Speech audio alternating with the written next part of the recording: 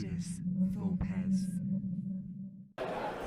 Welcome to Ludus Vulpes. My name's Kirsty. I'm Phil. And we're here with Silver Birch Games, designer of Deckchairs on the Titanic. I think Tom's probably the designer of it rather than Silver Birch Games. Yeah.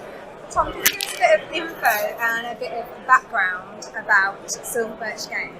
Yep. So I came up with the idea for Deckchairs on the Titanic. Literally came from the phrase rearranging Deckchairs on the Titanic, and I just thought it would be funny because I have a warped sense of humour to have a game where you're imagining that this actually happens. And my original idea was I was going to try and make a cooperative game where you were literally trying to arrange the deck chairs in a particular pattern to stop the ship from sinking, as is the kind of idea of this phrase. But obviously, the point of the phrase is you're doing something that's completely useless and it isn't going to stop this disaster. And when I started doing play testing, I started playing and I couldn't get a cooperative game to work. It was either just too easy or completely impossible. But as I was doing it, I found this really nice competitive game, and I was just like, let's just focus on that. So that's how the game started, and it literally started as a pattern finding game with the deck chairs and the ship movement, and it was just like move it, and then at the end of the round, everything's going to shift. And it was good, and I knew I had something there, but there wasn't any real kind of interaction or anything like that. And that was when we added the ice block piece, which you can push around the deck to move other people's deck chairs and basically destroy all of their plans. And that really turned it into this really nice, competitive, interactive game where you can see, it's essentially perfect knowledge. So you can see everything that's there. It's not like a hard kind of take that because you know where the iceberg is and what it threatens. And actually, the iceberg is useful for yourself anyway. Like it's not something to be ignored at your peril. It's something you can use. So that's quite nice. So Silver Birch Games was set up to publish Deckchairs on the Titanic. And a Kickstarter that went really well. So we did the Kickstarter last year. We had a target of £9,000. We raised 10.5, so we were nice and comfortable. We did reach our first stretch goal. So there's three playboards here. There will be a fourth one in the manufactured version. So that's a bit more variety, a bit more replayability to the game. And that's been really good. So we're currently, it's being manufactured right now in Germany. It should be here in May to start delivering to people. We're very much we've backed it. We're very much looking forward to getting it into hands, and as soon as we do, we'll put a review out and put that on the channel as well. So, what are the future plans for Silver Birch Games? So, obviously, we've got this game, and this is our main focus is to do this and get this sold. We've got 3 other games in development that are hopefully going to follow on from this. Similar theming, or similar crazy theming. I got into board game many years ago through like AD&D and Dungeons and Dragons, that kind of fantasy stuff. But I've got quite bored with the standard fantasy science fiction kind of things. Seen the tropes again and again. So I just want to do something different, basically. So obviously this is completely out there in terms of the theme. The next game will be a game called Sandcastle Scramble, where you're competing in the Sandcastle World Championships.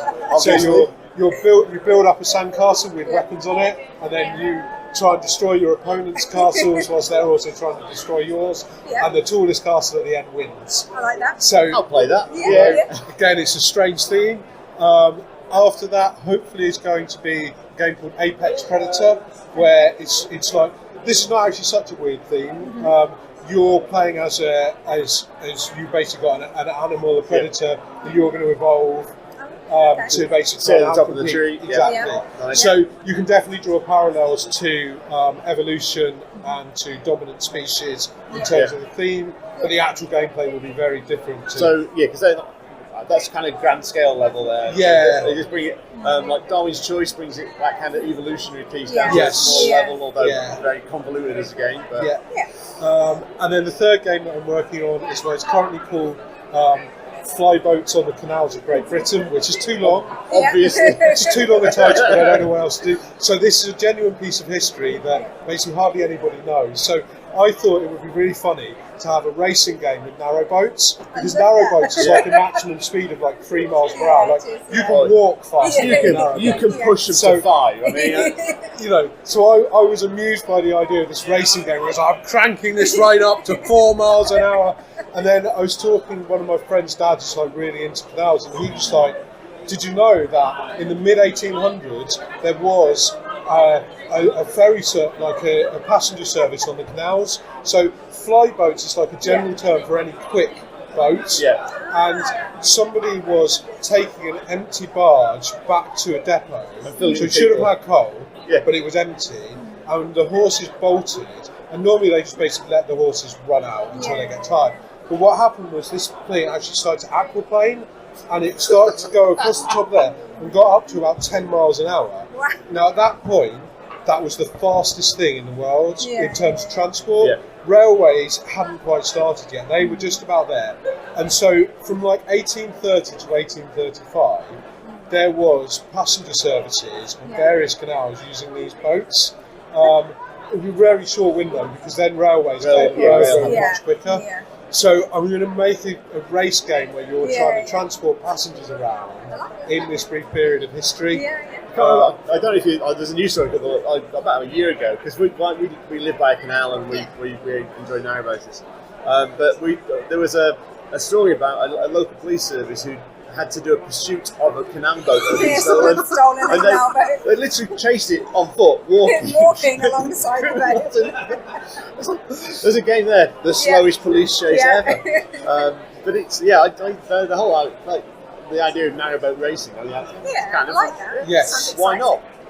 How quickly can you get through a lock? Well, that was the thing. There's two things in canals that aren't really anywhere else. So first of all, you've got locks. Yep. Yeah. So if the locks are for you or against you, it makes a big difference. Yeah, it does. And then the other thing is you've got narrow sections where it's two-way, but it's only one way at a time. Yeah. And So tunnels are very similar in that respect. exactly, yeah. So I can kind of imagine a situation where you're like racing and you see this person who wants to come up this way and you're like, I'm going to go down this way even though I didn't want to, just to block them from doing what they want to. Or you can make it like the world's weirdest canal shape, like a figure of 8 canal with a tunnel in the middle, and Yeah. so can I get there before they get there? Yeah. So that's very like kind of Out there. vague at the moment in terms of what's it actually going to look like. But the idea of like a race game or pick up and deliver game based in that period of history, I find I really like it. I think it'd be a lot of fun. That's A lot of fun. It's great to see like small publishers continuing to do well in the hobby as well. Yes. Because it seems like one of the few industry sectors in the world where small independents can really succeed and do really well. Yeah, absolutely. Yeah. It's something that I love about the board game world is it's not just like big corporate backing kind of stuff. Yeah. You can make a game, yourself, pen and paper at home for almost no money. Yeah. And go out and promote it in places like this. Yeah. You do need a few £1,000s for marketing and for getting review copies and stuff published, but it's not like an unachievable amount. You're not paying like £40,000 for an engine prototype. Exactly. Or like video games, which is obviously the most parallel kind of thing here. Yeah. Like when I go back to the 1980s, and literally, me and my brother could sit with a Spectrum, ZX Spectrum, and put lines of basic, and you literally could do, you could do that. But now, like that doesn't cut it. There is a whole world of indie studios, developers, and stuff like that. But the basic cost for making a big computer game is so huge, you can't do it unless you've got that big corporate backing. And it is like that. You look around here, and everybody's independent. They're all doing their own thing, and it's fantastic. I love it. And there's still space for a whole range of games as well. So that's that. I think it lives as a nice little privilege that we're all part of this hobby. Right? Yes. So at the moment, you're waiting for the Kickstarter to deliver on Deckchairs. Yeah. Going into retail after that. Yeah, it should do. Yeah. We're going to probably mostly be selling direct on the website, but retailers. Any retailers who are interested, they can get it from us. We'll put a link in the text below. So we did have a few retailers back us on the Kickstarter. so they will have it in their shops. And then I think probably once it's actually out there, we'll get more interest from retailers at that point. So we're looking at May for the delivery of the Kickstarter, June, July for things hitting retail, and I guess then leading into Expo as well. Yes, and we'll be there at the Expo and at Tabletop Gaming Live in Manchester in September. And then obviously we run to the end of the year to Christmas, and hopefully we sell out. And then the demand for print run number 2. Yes. That'd be great. It's very exciting. So obviously, when you did the Kickstarter, there was a little bit of a backlash about it being a Titanic. Yeah. But as you can see, there's nothing untoward. We're not, it's a bit of fun. It's in fun, the game, it's fun. There's no, It's Deckchairs. It's no Deckchairs. It's some lounges. This could be any boat. Is the phrase in the art of it. So Okay, Tom, thank you so so much much for your for time today. It's been really good. Oh yeah, if you want to like and subscribe to this video, please do. Yeah. We're also on Facebook, Instagram and Twitter. Just search Ludus Vulpes. Bye all. Thanks everyone. Bye.